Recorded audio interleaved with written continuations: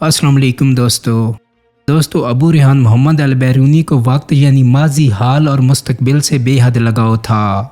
वो एक रियाजीदान थे जिन्होंने अपनी ज़िंदगी का बेशतर हिस्सा इल्म फ़ल्कियात के ज़रिए वक्त की पैमाइश करते गुजारा।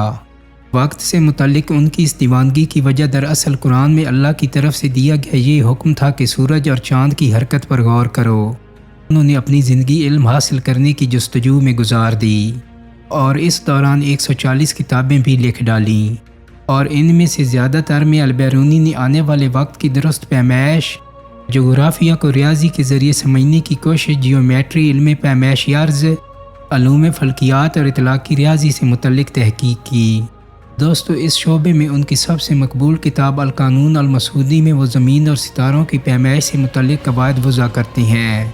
वक्त पैमाई से मुतल्लिक उनके जुनून ने उन्हें गुज़रे हुए वक्त के बारे में भी तहकीक करने पर माइल किया।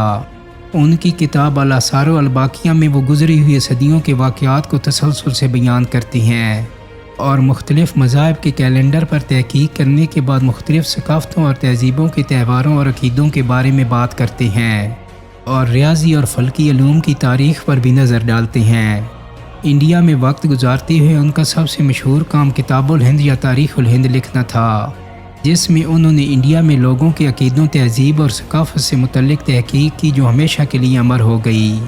उन्हें मुताला हिंद का बानी भी कहा जाता है और इस तरह अल-बैरूनी मौजूदा वक्त को कैद करने की जस्तजू में भी कामयाब हुए।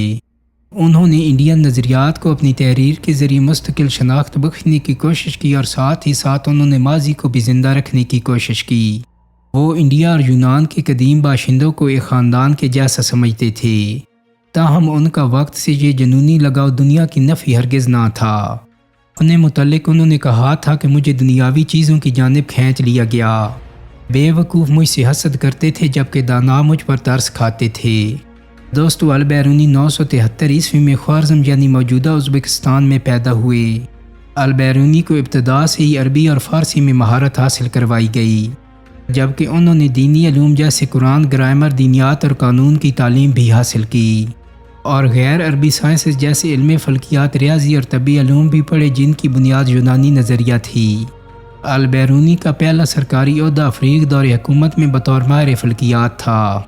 अफ्रीक दरअसल ख्वारज़म के दारुल हुकूमत कात के हुक्मरान थे जहाँ अल-बैरूनी बड़े हुए थे।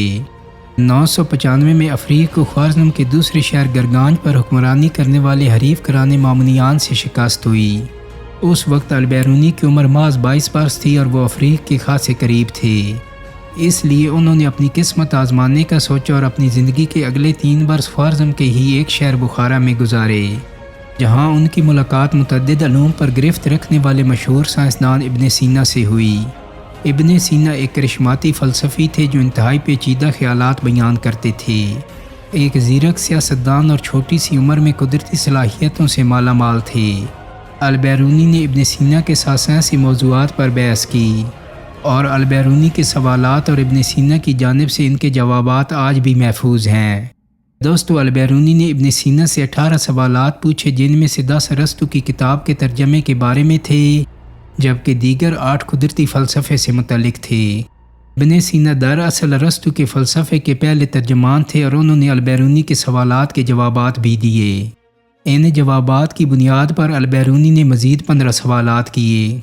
इन सवालात के जवाबात इब्न सीना के ज़हीन तालिब इल्म ने दिए। मिसाल के तौर पर सवाल नंबर 2 में अल-बैरूनी अरस्तु को अपने मुशाहिदों के बजाय साबिक फ़लसफ़ियों के काम पर इन्हिसार करने पर तनकीद का निशाना बनाते हैं। सवाल नंबर 6 में अल-बैरूनी सियारों की बेज़वी यानी अंडे की शक्ल जैसी हरकत के बारे में बात करते हैं, ना कि दायरा नुमा। इब्न सीना इनके इस सवाल पर इनकी तारीफ़ करते हैं। इनके मुतअद्दिद सवालात का महवर खिला होता है। सवाल नंबर 17 में वो पूछते हैं कि अगर चीज़ें गर्म करने से फैलती हैं और ठंडी करने से सिकुड़ती हैं, तो फिर एक शीशे की सुराही टूट क्यों जाती है जब इसमें मौजूद हवा जम जाती है। एक और सवाल ये कि बर्फ़ पानी पर तैरती क्यों है, इसमें डूबती क्यों नहीं। इन सवालात के मुशाहिदे से ये इल्म हो जाता है कि अल-बैरूनी अरस्तु पर इसलिए तनकीद कर रहे थे क्योंकि उनका काम तजर्बाती तौर पर ठोस नहीं था और वो इब्न सीना से भी मुतासिर नहीं हुए। बाद में एक किताब में अल-बैरूनी इब्न सीना को तंज़ी अंदाज में लड़का कहकर मुखातिब करते हैं, हालांकि वो उम्र में इब्न सीना से सिर्फ 7 बरस ही बड़े थे। 998 عیسوی میں 25 سالہ البیرونی طبرستان کی زیاران دور حکمرانی میں کام کرنے لگے۔ یہاں انہوں نے اپنی کتاب الآثار الباقیہ لکھنے کا آغاز کیا۔ انہوں نے اس کتاب میں آخری مرتبہ 70 برس کی دہائی میں تبدیلیاں کیں۔ یہ کتاب دراصل مذاہب کی تاریخ بتاتی ہے۔